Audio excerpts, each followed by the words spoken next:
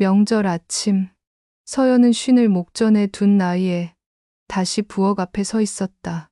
결혼한 지 12해, 손끝 감각은 여전히 기억하고 있었지만 마음은 더디게 움직였다. 국 끓는 냄비에서 김이 올라오고 전이 익는 소리가 바삭거릴 때마다 그녀는 문득 38배 회사를 그만두던 날을 떠올렸다.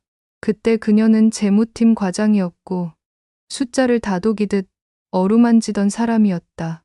여보, 나 전업 투자 좀 해보려고. 쉰둘의 남편 민준이 했던 말.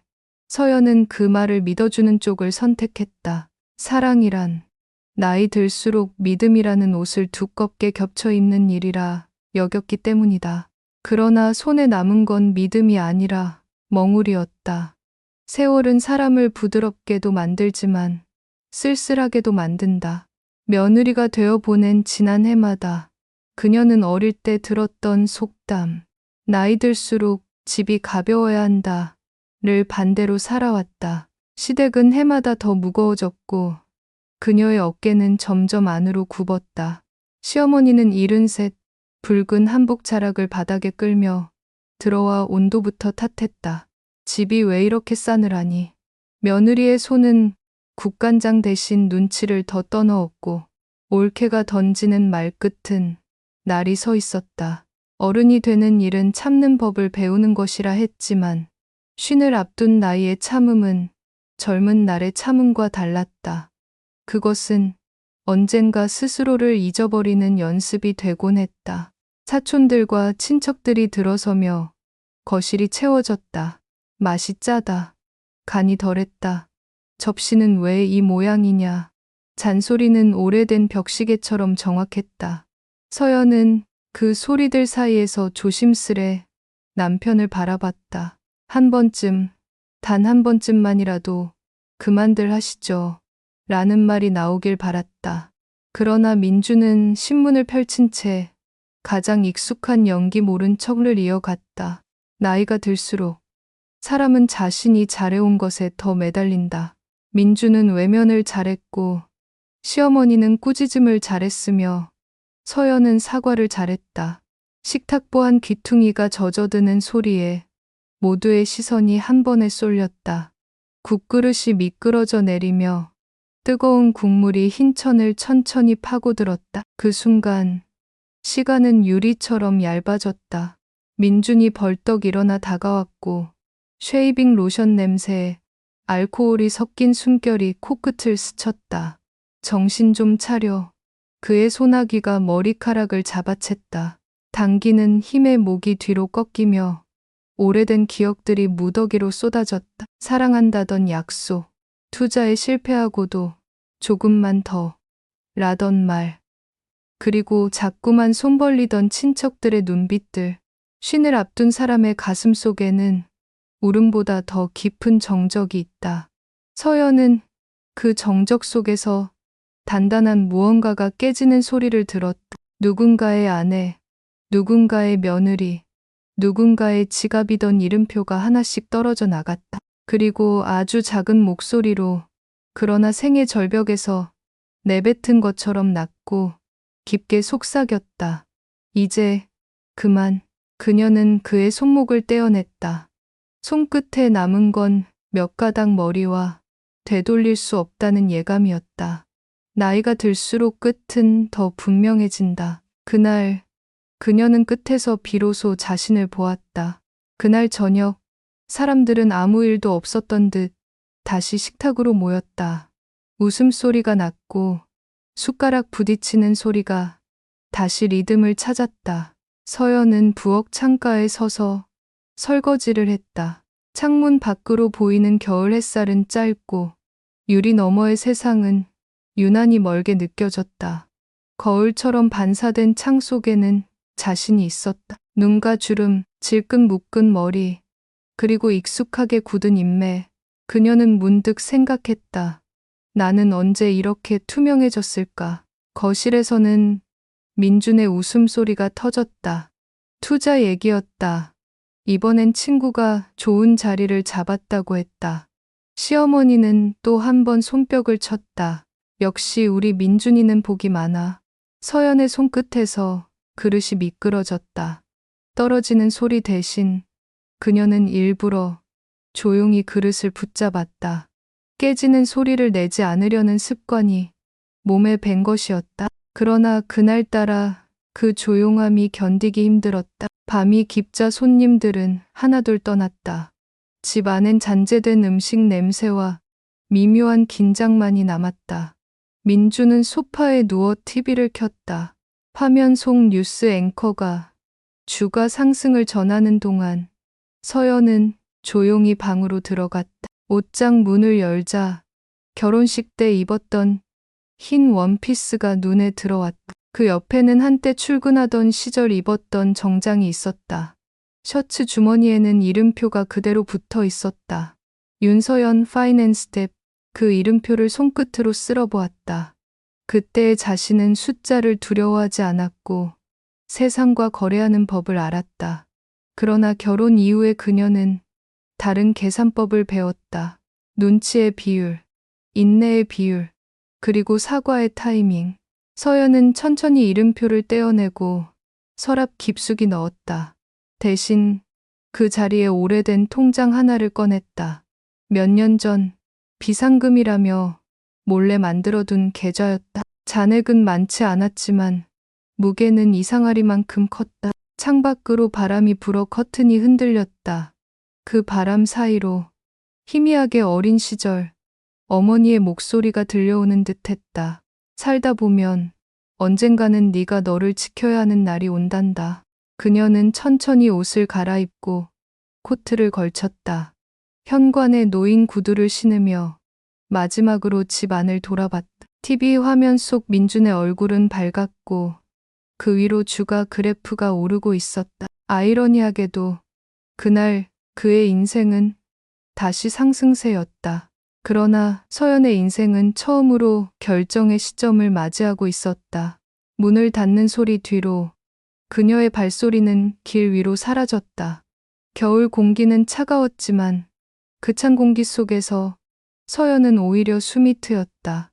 버스 정류장 의자에 앉아 손에 쥔 작은 가방을 바라보았다. 가방 안에는 신분증, 통장, 그리고 오래된 볼펜 하나가 있었다.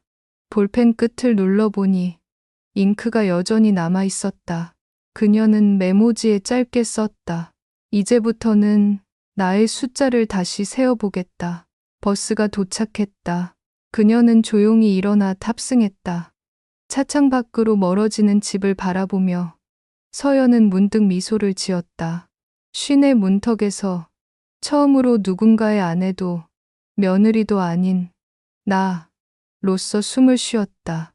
버스가 출발하자 어딘가에서 새해 첫 불꽃이 터졌다. 창밖으로 번지는 불빛이 그녀의 눈동자에 반사되었다. 그 불빛은 오래된 자신에게 보내는 마지막 인사 같았다. 서울의 새벽은 유리처럼 차가웠다. 버스가 종점에 닿자 서연은 손끝이 얼어붙은 채로 내렸다. 낯선 동네였다. 높은 빌딩 사이로 분식집 불빛 하나가 깜박이고 있었다. 따뜻한 김 냄새가 코끝을 스쳤다. 순간 이상하게도 눈물이 났다. 그녀는 문을 열고 들어가 자리에 앉았다. 어머니 떡볶이 하나요. 자신도 모르게 그렇게 불렀다. 오래된 습관이었다. 주인 아주머니는 아무렇지 않게 웃었다. 추운 날엔 매운 게 최고지요.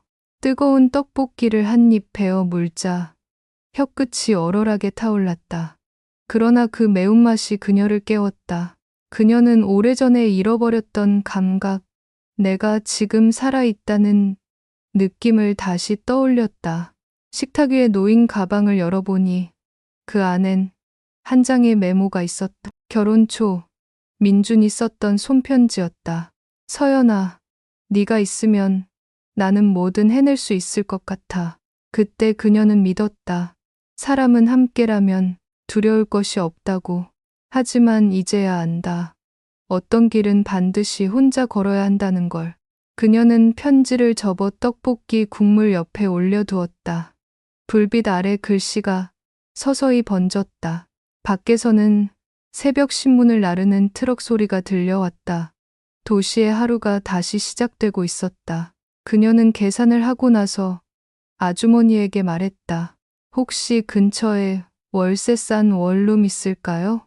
아, 저 골목 안쪽에 하나 나왔던데 방은 작지만 깨끗해요. 감사합니다. 그날 밤 서연은 그 방에 들었다. 낡은 전등 아래 짐이라고는 가방 하나뿐이었다. 하지만 기묘하게도 그 공간은 지금까지 살았던 어떤 집보다 넓게 느껴졌다. 벽에 몸을 기대며 그녀는 오래 묵은 숨을 내쉬었다. 그리고 휴대폰을 꺼내 메모 앱을 열었다. 맨 위에 제목을 적었다. 새로운 재무 계획서. 그 아래 조용히 숫자를 써 내려갔다. 생활비, 통신비, 월세, 식비, 비상금. 숫자는 작았지만 그 안에는 오롯이 자신의 의지가 담겨 있었다. 이번엔 누구의 투자도, 누구의 허락도 필요 없었다. 창문 밖으로 새벽빛이 번졌다. 그녀는 마지막 줄에 적었다. 나를 지키는 일은 더 이상 사치가 아니다. 펜을 내려놓고 고개를 들자 창문에 비친 얼굴이 낯설 만큼 평온했다. 세상은 여전히 냉정했고 내일도 불안했지만 그녀는 알았다. 이제는 다시 시작할 수 있다는 걸. 그때 휴대폰 화면에 알림이 떴다. 민준, 어디야? 지금 당장 전화해. 서연은 한참 동안 화면을 바라보다가 천천히 전원을 껐다. 그리고 불을 끄고 누웠다. 깜깜한 어둠 속에서도 그녀의 마음속에는 한 줄의 문장이 또렷하게 떠올랐다. 이제부터는 나의 인생을 나 스스로 감당한다. 그 말이 조용히 그러나 단단하게 그녀의 안쪽에서 울렸다. 밤이 깊어가고 있었다. 그 어둠은 끝이 아니라 새벽의 시작이었다. 새벽 5시. 서연은 눈을 떴다. 벽시계의 초침이 미세하게 떨리며 시간을 밀고 있었다. 방 안은 조용했고 창문 사이로는 회색빛 새벽이 스며들었다. 겨울의 공기가 차가웠지만 그 차가움이 오히려 마음을 맑게 했다. 그녀는 천천히 몸을 일으켜 작은 창문을 열었다. 차가운 공기가 얼굴을 스쳤고 먼 곳에서 누군가 청소차를 몰며 거리를 닦고 있었다. 그 소리가 마치 새 삶의 첫 장을 펴는 소리처럼 들렸다. 테이블 위에는 어제 적어둔 새로운 재무 계획서가 그대로 놓여 있었다. 그녀는 그 아래 한 줄을 더 썼다. 수입, 미정, 그러나 가능성은 있음. 그 문장을 쓰자 이상하게 웃음이 났다. 숫자로 세상을 정리하던 과거의 자신이라면 절대 쓰지 않았을 문장. 그러나 지금의 그녀는 불확실함이 오히려 자유처럼 느껴졌다. 잠시 후 휴대폰이 울렸다. 모르는 번호. 서연은 잠시 망설이다가 전화를 받았다. 여보세요? 안녕하세요. 혹시 이력서 올리신 분 맞으시죠? 소형 회계사무소인데 경력직 찾고 있습니다. 순간 그녀의 가슴이 철렁했다. 아, 네, 맞아요. 내일 오전에 한번 면접 보러 오시겠어요? 감사합니다. 꼭 가겠습니다. 전화를 끊고 나서 서연은 한동안 아무 말도 하지 못했다. 그녀는 방 한가운데 서서 손끝으로 가볍게 공기를 쥐었다. 그 공기 속에는 오래전 잃어버린 나 자신의 온기가 있었다. 그날 오후 그녀는 중고마켓에 접속했다. 결혼식 예단으로 받았던 금목걸이, 오래된 명품 가방, 사용하지 않던 커피 머신을 등록했다. 올리기 버튼을 누르는 순간마다 그녀는 한 겹씩 과거를 벗겨내는 기분이 들었다. 이건 그저 물건일 뿐이야. 하지만 마음 한켠에서는 묘한 시원함이 번졌다. 그날 저녁 한 통의 메시지가 도착했다. 민준, 너 지금 뭐 하는 거야? 사람들 다 물어본다. 얼른 집으로 돌아와. 서연은 메시지를 열어보지도 않고 삭제했다. 그 대신 새 메모장에 적었다. 누군가의 기대를 채우기 위해 사는 삶은 내 인생의 적자였다. 이제부터는 흑자로 전환한다. 그리고 조용히 펜을 내려놓았다. 창문 밖으로 보이는 하늘은 어두웠지만 구름 사이로 아주 옅은 푸른빛이 비치기 시작했다. 그건 새벽이 오기 전의 하늘색, 세상에서 가장 고요하지만 가장 진실한 색이었다. 서연은 자신에게 속삭였다. 그래, 오늘부터 다시 산다. 아주 작게, 하지만 확실하게. 그녀는 코트를 입고 밖으로 나왔다. 길모퉁이의 작은 제과점이 문을 열고 있었다. 따뜻한 빵 냄새가 골목을 채웠고 그 냄새 속에서 서연은 처음으로 돌아가는 것이 아니라 나아가는 기분을 느꼈다. 동거의 동맨, 동거의 슬, 그날 밤, 일기장에 그녀는 이렇게 적었다. 나는 이제야 안다. 세상은 나를 기다리지 않지만 나는 나를 기다려 주어야 한다. 그리고 마지막 줄엔 짧게 그러나 단단히 한 문장을 남겼다. 내일의 나는 오늘보다 조금 더 나답게 살 것이다. 오전 9시 작은 제과점 앞 창가 자리에 앉은 서연은 커피를 천천히 저었다. 어제 밤보다 조금 덜 추운 아침이었다. 유리 너머로 햇살이 쏟아졌고 빵 굽는 냄새와 사람들의 발소리가 어우러졌다. 도시는 바쁘게 움직였지만 그녀에게는 오랜만에 찾아온 여백 같은 시간이었다. 테이블 위에는 낡은 노트 한 권이 있었다. 그녀는 새 페이지를 펼치며 제목을 적었다. 오늘 나를 살아보기. 펜 끝이 종이를 스칠 때마다 무언가 새로 태어나는 기분이 들었다. 숫자 대신 문장으로, 계획 대신 감각으로 자신을 기록하고 싶었다. 오늘의 공기, 커피의 온도, 내 안의 침묵, 모두 돈으로 살 수 없는 것들이었다. 그녀는 어제 받은 면접 제안을 떠올렸다. 작은 회계사무소, 이름조차 낯설었다. 그러나 이상하게도 마음은 차분했다.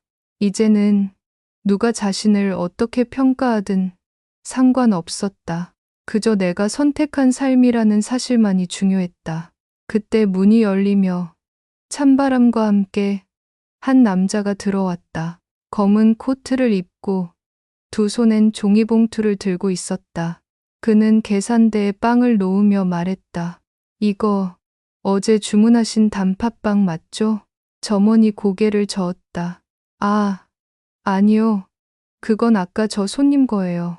남자는 멋쩍게 웃으며 고개를 돌렸고 그 순간 시선이 서연과 마주쳤다. 둘 다 어색하게 고개를 숙였다. 그는 잠시 머뭇거리다 맞은편 테이블에 앉았다. 잠시 후 커피가 도착하고 두 사람 사이에는 짧은 정적이 흘렀다.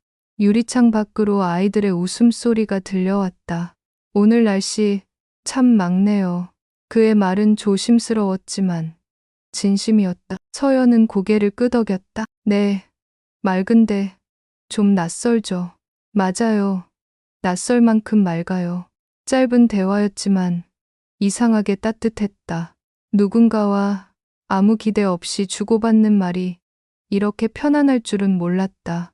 그녀는 커피잔을 감싸주며 미소 지었다. 그 순간 그녀는 깨달았다. 새로운 삶은 거창한 결심에서 시작되는 게 아니었다. 그저 아주 작은 낯선 온기 하나를 받아들이는 일이었다. 밖으로 나서자 햇살이 눈부셨다. 길가에는 아직 녹지 않은 눈이 반짝였다. 서연은 그 위를 천천히 걸었다. 그녀의 발자국이 눈 위에 찍히며 마치 새로운 문장이 써 내려가는 것 같았다. 나는 오늘 처음으로 나답게 걸었다. 다음 날 아침, 서연은 오래된 코트를 여미며 지하철역으로 향했다.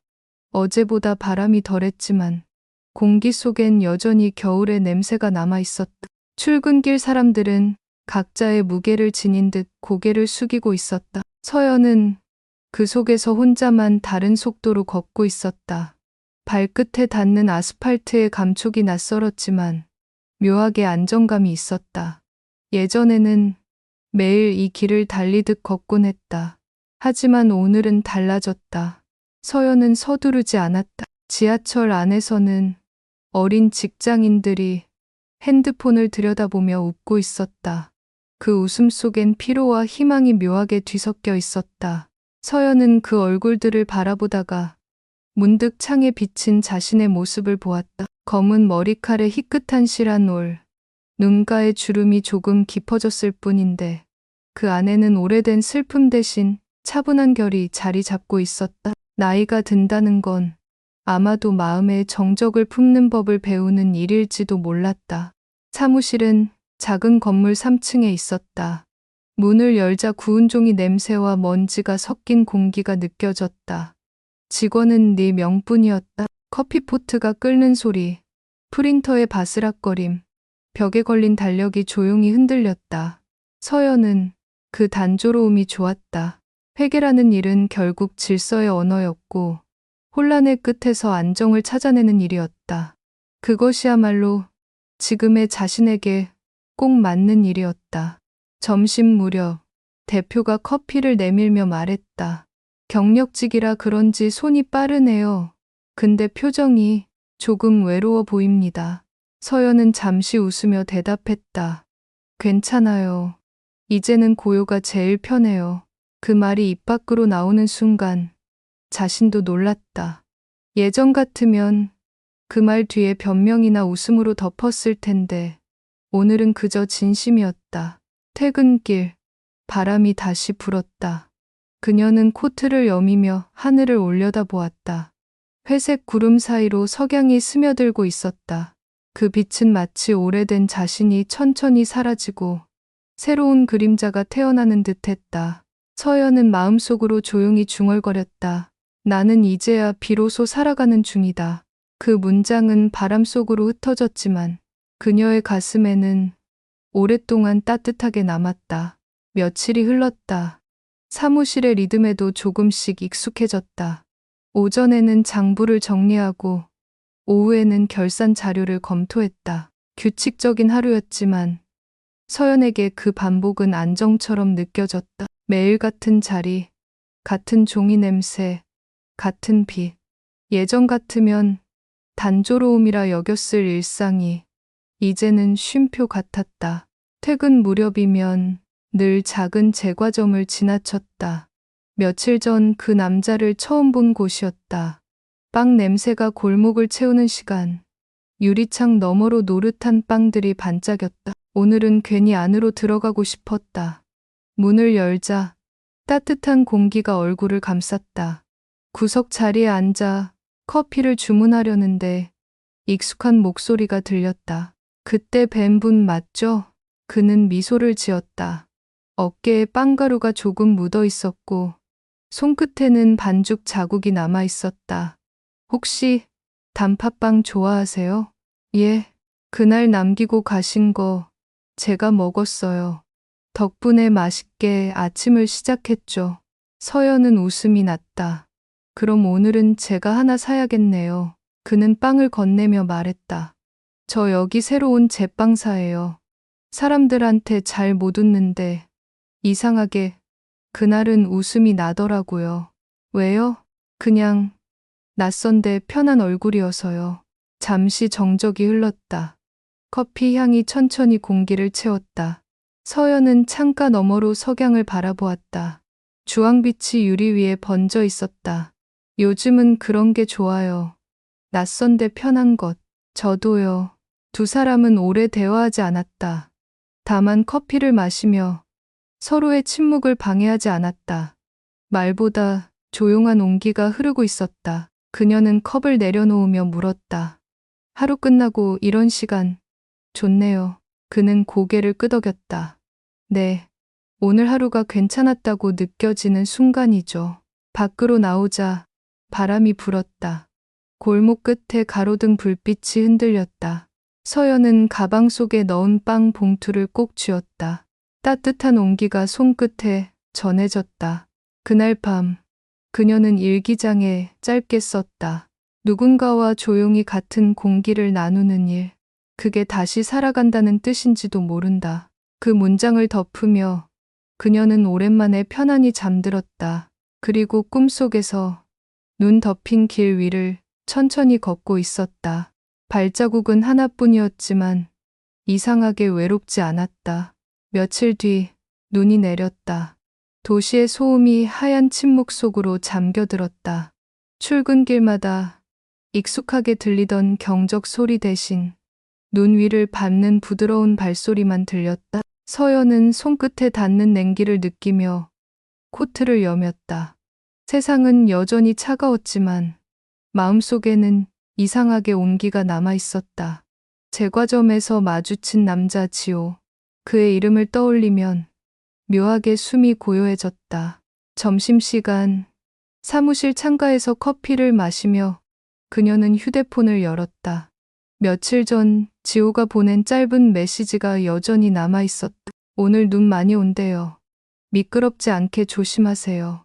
그 단순한 문장 하나가 하루 종일 마음 한켠을 따뜻하게 채워주었다. 퇴근길, 제과점 앞을 지날 때 지호가 창가에서 손을 흔들었다. 오늘은 단팥빵 말고 크루아상 드셔보세요. 그는 앞치마에 밀가루를 묻힌 채 웃고 있었다. 직접 만든 거예요? 네. 매일 아침 새로 반죽해요. 하루가 새로 시작된다는 느낌이라서요.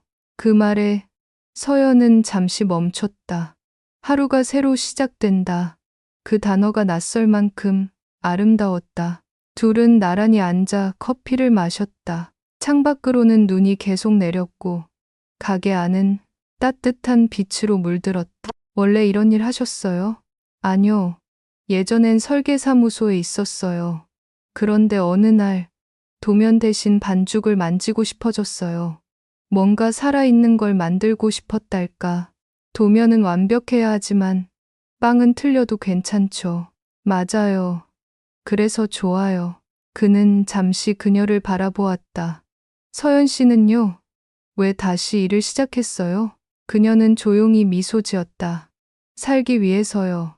그리고 나를 잊지 않기 위해서. 그 대답에 지호는 고개를 끄덕였다. 말 대신 눈빛이 오갔다. 그 안에는 묵묵한 공감이 있었다. 그날 밤 서연은 오랜만에 집으로 돌아오는 길이 짧게 느껴졌다. 가방 안의 빵봉투에서는 따뜻한 냄새가 스며 나왔다. 문득 휴대폰이 진동했다. 화면에는 낯익은 이름 민준. 서연아, 우리 얘기 좀 하자. 지금이라도 늦지 않았어. 그녀는 잠시 멈춰 섰다. 눈발이 머리 위로 쏟아졌고 그 차가운 감촉 속에서 가슴이 미묘하게 흔들렸다. 하지만 이번엔 손가락이 전화를 열지 않았다. 그녀는 천천히 전원을 껐다. 그리고 창가에 남은 눈송이를 바라보며 속삭였다. 늦은 건 당신이 아니라 우리가 만든 시간들이야.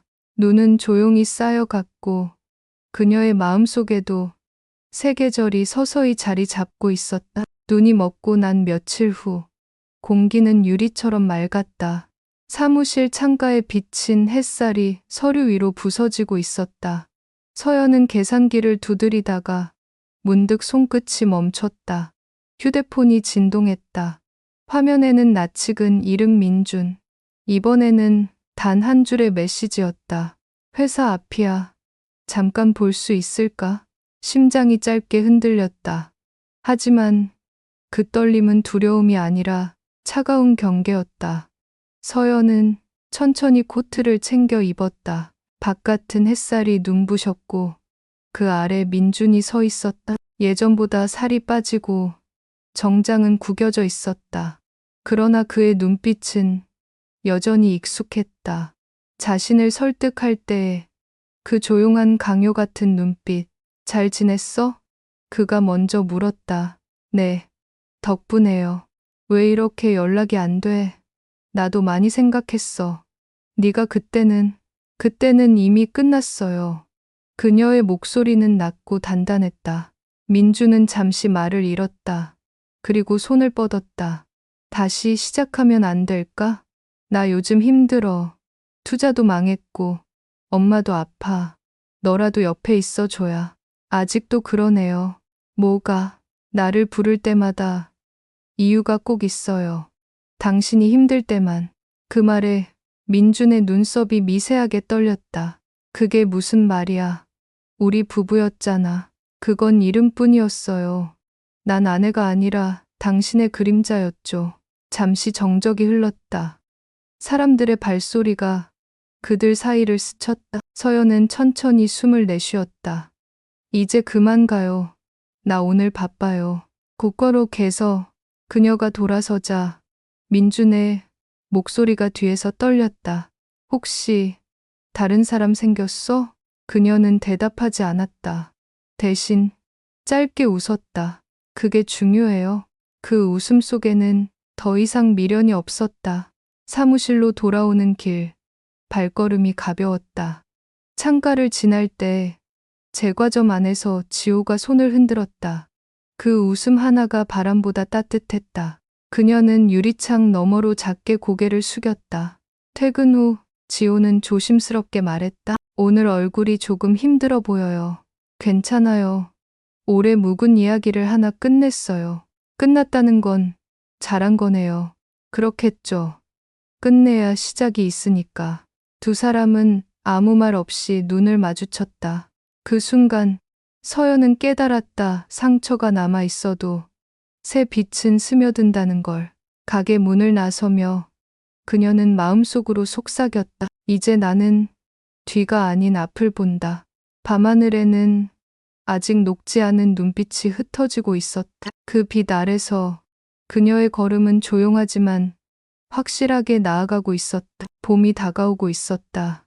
거리의 나무들이 서서히 연두빛을 띠기 시작했고 바람에도 더 이상 얼음 냄새가 나지 않았다. 사무실 창문을 열면 따뜻한 공기가 들어왔다. 커튼이 살짝 흔들릴 때마다 서연은 그 움직임을 가만히 바라보았다. 삶이란 어쩌면 이런 사소한 변화들을 느낄 줄 아는 일인지도 몰랐다. 그녀의 하루는 단정하게 흘러갔다. 아침엔 따뜻한 차를 마시고 일터에선 서류의 질서를 바로잡고 퇴근길엔 골목의 제과점에 들렀다.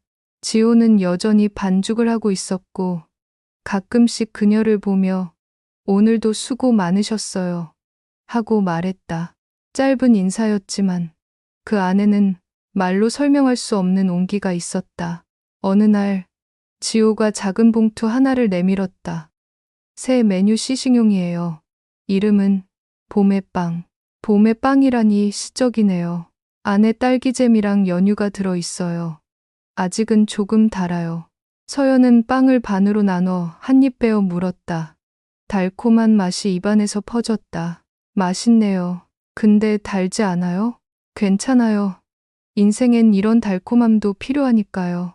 그의 웃음소리가 잔잔히 퍼졌다. 밖에서는 벚꽃이 하나둘 피기 시작했다. 두 사람은 가게 문을 열어두고 봄바람을 함께 맞았다. 그 바람 속엔 오래된 아픔의 냄새도 새로이 시작되는 생의 향도 섞여 있었다. 며칠 뒤 사무실에서 대표가 물었다. 서연 씨, 주말에 시간 있어요? 지방거래처 미팅 같이 가줄 수 있을까요?